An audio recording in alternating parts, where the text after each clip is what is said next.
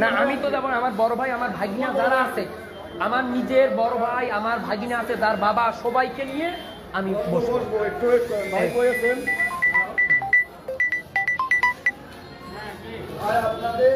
আমি বলি একটু সাংবাদিক গেছে। আচ্ছা দাঁড়াও, আমি নিচে আসছি, তুমি ভাই বলছেন, আমি ওনার সাথে কথা বলছি। আচ্ছা ভাই শোনেন, আমাকে বারবার আপনি কি বোঝেন এটার ইম্প্যাক্টটা কি? আপনি এটা বন্ধ করেন। না না লাইভ বন্ধ করেন।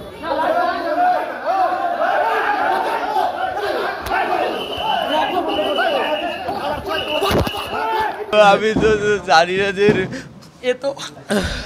যে এরকম রিং অপারেশন করাবে, বড় প্রকল্প একটা হাতে নিবে, আমি তো জানি না। ওরা একটু আইসি বলছে যে এই কাগজে সই করো, কাগজ জোর করি কাজে এই কাগজে এসে সই করো সই করো। আমার তো তখন তো মাথা কোনো কিন্তু কাজে করতেছে না, আমি তো শুধু মাথায় হাত শুধু মাথায় দিয়েছি, কোনো কাজে কোনো কোথায় কাজে সই করো, আমি তো কিছু জানি না। আব্বু যেইভাবে চলে যাবে অকালে আমাদের। ক্লিনিকের যে প্রধান ছিল উনি ছিল, উনি বলতে সমাধানের কথা বলে আমাদের নিচে নিয়ে গেল। নিচে নিয়ে যাওয়ার পর এমন একটা ঘোলাটে পরিবেশ সৃষ্টি করলো ওখানে, মানে ডাইরেক্ট মারধর শুরু করলো। মানে মারধর শুরু করার পর বিষয়টা সমাধান করার চেষ্টা করতেছে। এটা তো আমরা কখনোই আশা করি না। গতকালকে হচ্ছে ডক্টর এখানে ক্লিনিকে আসার পরে আচ্ছা ওনার হচ্ছে হার্টের সমস্যা। এখন ডক্টররা বলতেছে যে এখানে আপনাদের হচ্ছে রিং করানোর জন্য যে হার্টের যে সমস্যা এই ইয়াটা করতে হবে। তা আমরা বলতেছি এখানে তো অনেক টাকার প্রয়োজন বা অনেক ইয়াতে, তারপরে যে আমরা একটু ইয়া করি, ঠিক আছে।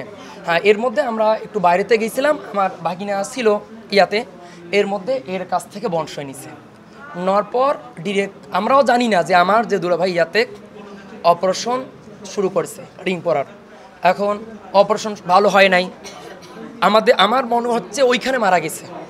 এরা আমারতে কী করছে, তারপরে যে আমার পরে বলতেছে যে ও রুগীর অবস্থা ভালো না, আইসিইউ। আমরা বললাম যে ভালো রুগী কোথা বলে গেলাম ইয়াতে, আইসিইউতে মানে রুগী আইসিইউতে ঢুকতে দেয় না ভাই, আইসিইউতে ঢুকতে দেয় না, ঠিক আছে। এ ছোট মানুষ।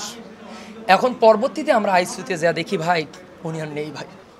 নিচে আরও 50 জন 60 জন ছেলে পেলে রেডি করে আসছে। আমার সিঁড়ি থেকে নামায় ভাই এক টানেই একবার নিয়ে গেছে, নিয়ে পাঞ্জাবিটা বেটাকে মারো, এই বেটাকে ধরো, আজকে শেষ করবো। মোবাইলটা কেড়ে নিয়ে নিল, কেড়ে নিয়ে নেওয়ার পর আমাকে ওরা মারতেছে একবারে।